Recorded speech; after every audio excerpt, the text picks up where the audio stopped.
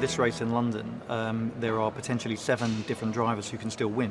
So we come to a season finale in our 10th year, and it feels like the most intense weekend of racing we've ever had, because someone is going to stand on the podium on the end of Sunday knowing that they're the world champion. I think if you go back to the start and you talk to the founder, Alejandro Agag, he would say it would have been inconceivable to him after that first couple of races that we would have made 10 years.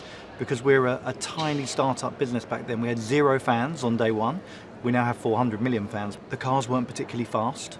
Top speed of 140 miles an hour, now over 200 miles an hour. 130 races in, racing all over the world. Quite an unbelievable story.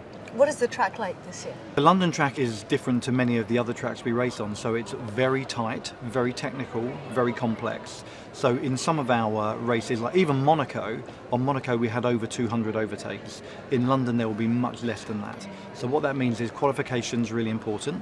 So you want to get front of grid for qualifying because it's a very tight technical track. Around 2/3 of it outside. So you've got the River Thames and beautiful backdrop of London, and then it comes inside the Excel Centre here. So you get about 1/3 of the circuit inside, which is pretty unique.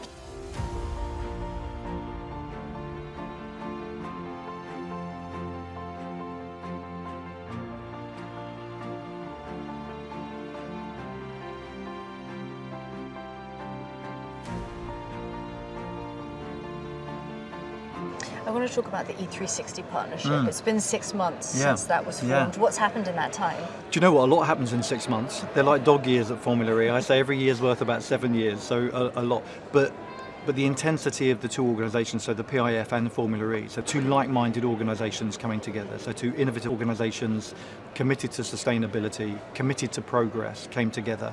And there have been so many brilliant ideas. So here we are together in partnership, trying to increase our learning about sustainability and what we can do differently.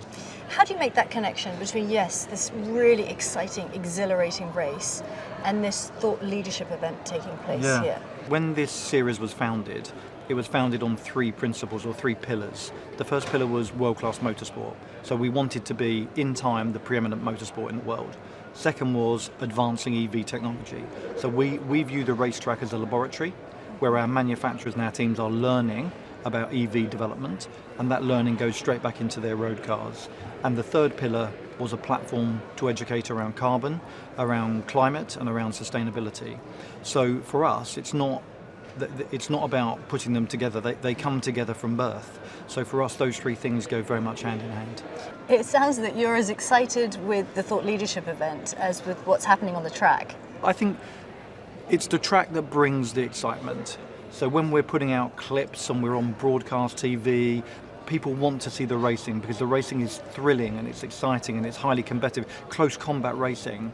But we use that to open the door to a deeper conversation, and that conversation is about technology development and sustainability. If I got to the end of the year and we'd had a world-class racing season, really thrilling, but we hadn't moved the game on in terms of sustainability or development and technology, that would be a pretty lousy year for me. So those 3 things take equal measure, equal precedent in my business.